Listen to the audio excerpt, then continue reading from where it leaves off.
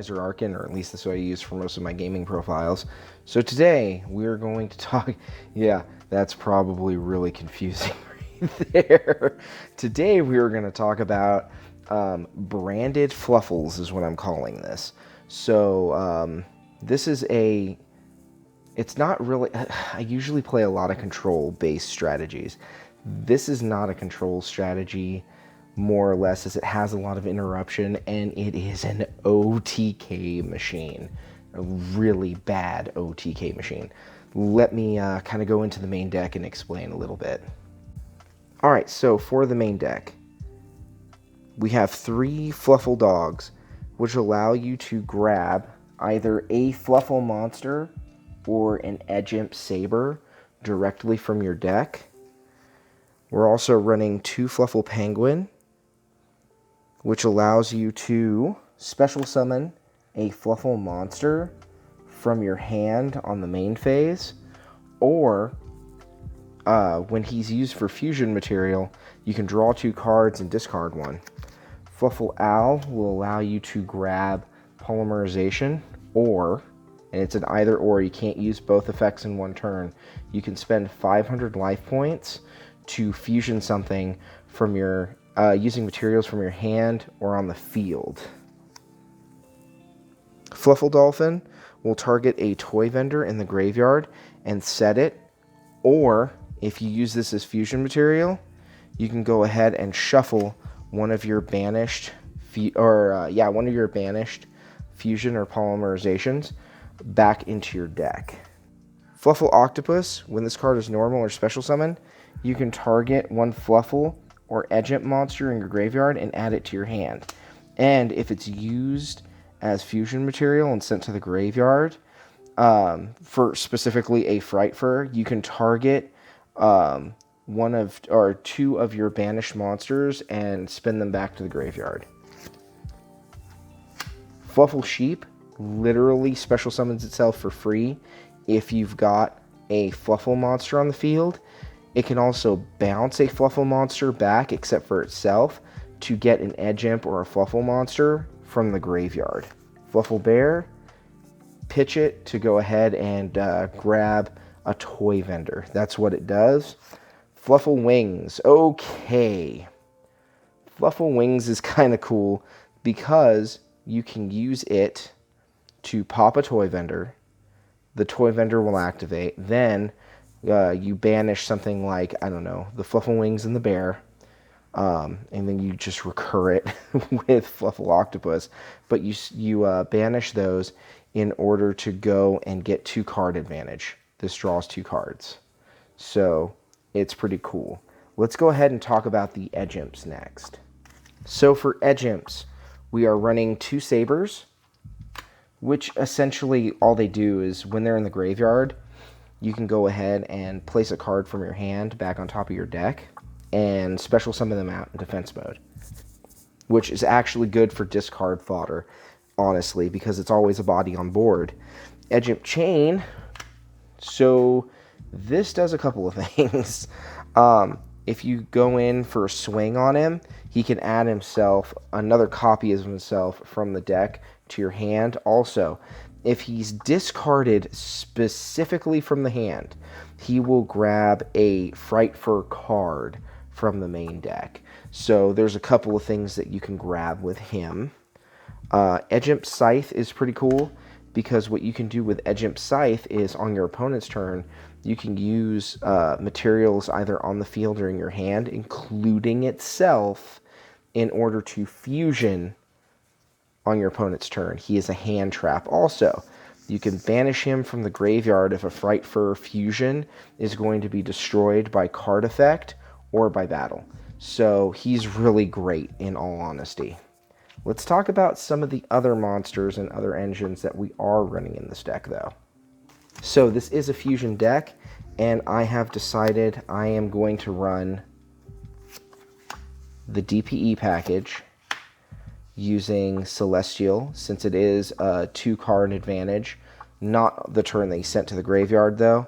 And Malicious for DPE, because it's just easier that way. And this is what we're using. Fallen of Albaz, Albion. So Fallen of Albaz is a super poly on legs that can be responded to.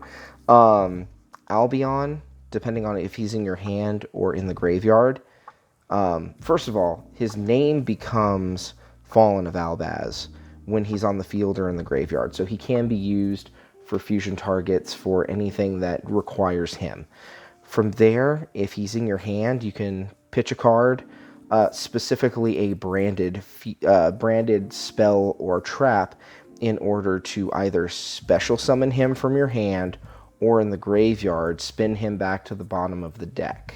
So he's got some pretty good synergy for the most part. It's like having two Albaz without having two Albaz. To round out the rest of the monsters, Ghost Ogre and Snow Rabbit. I feel like this card is slept on. I think it is probably the second best hand trap in the entire format. The first being Nibiru, based on whatever someone else is playing. Because not everyone is playing mid-range decks. If they're using a Brave engine and they're just spamming monsters, you can use this and Nibiru. And you're shutting down an entire deck, which is really awesome. This hits so many decks, it's insane. We are running a fusion-based strategy. And with fusion-based strategies, you run a lot of different fusion spells. We are actually running OG Polymerization, running 2 Super Polys, running 1 Fusion Destiny, because I feel like 2 is just too much. Until it gets banned, we are running Predaplant Verde Anaconda. Now, until Predaplant Verde Anaconda is banned, I will only run 1 Fusion Destiny. I would be running 2 branded fusions, but disclaimer, my deck is not complete, so I'm also running 1 branded in white. Surprise! Running 1 Fright Fur Fusion again. Unless Predaplant Verde Anaconda gets banned, I am running 1. Fright Fur Factory. This card is so awesome. You banish a Polymerization, and using cards in your hand and on the field as fusion material, you go into one of your Fright Fur monsters. So what I like to do is go into Dangerous Fright Fur Mary, banish one of my polys, and then literally go right into my my sabers. And when I do that, I believe it's sabers. Yeah, my Sabertooth, I believe. I can just bring back Fright Fur Mary, and now Fright Fur Mary is like twice as strong, and it's really awesome. But these are all of our fusion cards in the deck. All right, going into some extenders and some spice. Well, there isn't a whole lot of spice in here. You actually got to see all the spice. But we have Foolish Burial Goods, which the only card that we send is one of our 3 copies of Toy Vendor, which Toy Vendor is pretty cool. You can discard from your hand to draw a card. If it's a Fluffal monster, go ahead and summon it. However, this is the drawback. If it's not a Fluffal monster, you're pitching it. So I don't really use that effect a whole lot unless I am gambling. However, the second effect of grabbing a Fluffal monster or an Edgimp Sabers, when this is sent to the graveyard from the field, I use that a lot. I'm also using 2 Fright Fur Patchworks, which again, this grabs an Edgimp card and a Polymerization. Your best bet is to grab Chain and Poly with Fright Fur Patchwork. Now, this is... They're using this as an engine for most decks now for the Poly to go into other things. But you can only use this once per turn, so... And to round out our 43 cards, I am only running 2 Infinite Impermanents in this deck. So we're only running 4 hand traps total because the rest of the deck does so much interruption on its own. It's absolutely insane. Now, I haven't really built a sideboard yet for this deck, but I could see running 2 Nibiru, 2 Ash Blossom, 2 Solemn Strikes, 2 Solemn Judgments, 2 Cosmic Cyclones, definitely 1 Harpy's Feather Duster if I were to run a sideboard. I haven't gotten there yet. I'm getting there. But enough about the main deck. Let's go into the extra deck. And the extra deck is nothing but fusion. Well, okay, 2 links. So we're going to talk about a couple of things because we have so many cards to talk about. Like Mirror Jade, the Ice Dragon, Ice Blade Dragon. He's really cool. You can send fusion monsters directly from your fusion deck that mention Albaz in order to banish monsters in your opponent's field. It's beautiful interruption. Albion, the branded dragon, not new.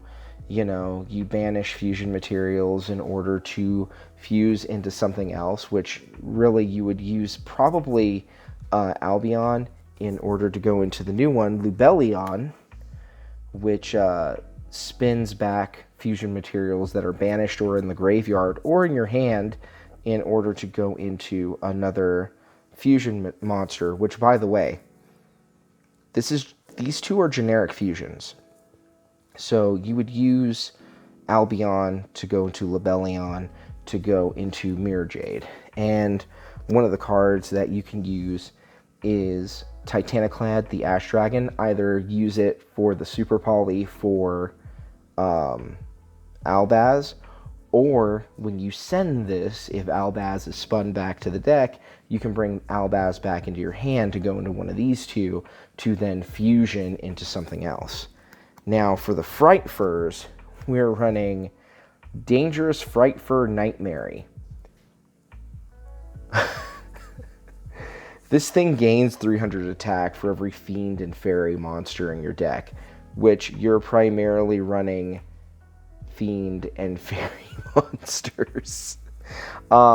If you try to pop this thing or target it, it says no by banishing material or banishing fusion monsters, Fright Furs from the graveyard.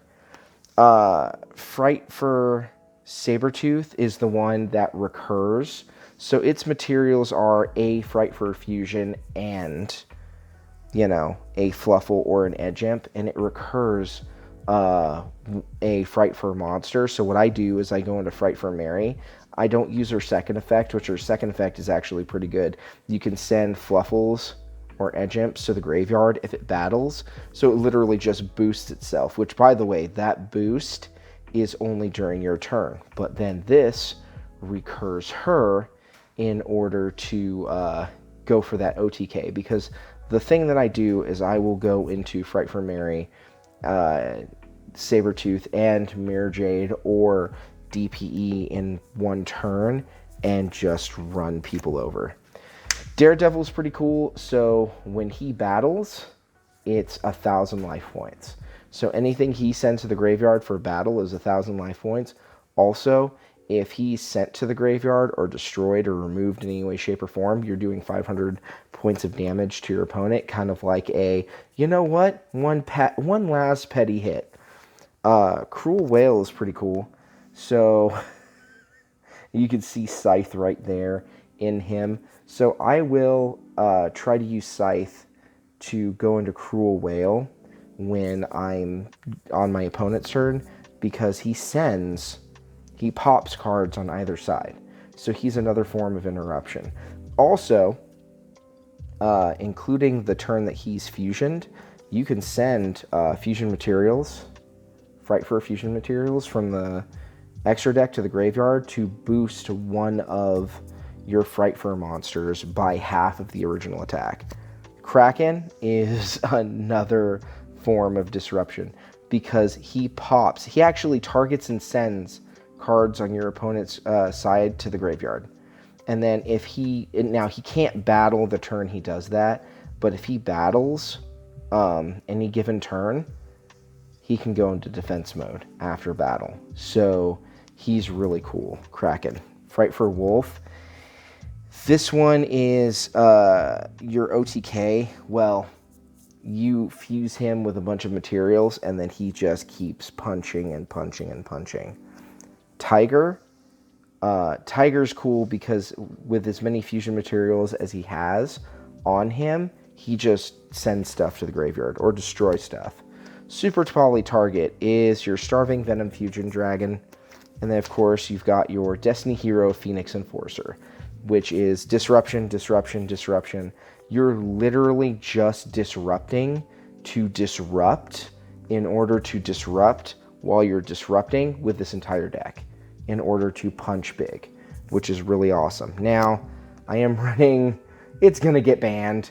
Let's be honest, Branded Fusion's going to get this banned. I am running Protoplant for an Anaconda, and I could not think of another card to run. So I'm running Apollosa.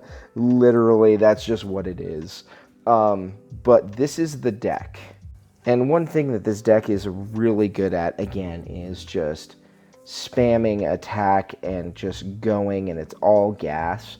But with additions of DPE and Mirror Jade, it has a fair amount of disruption.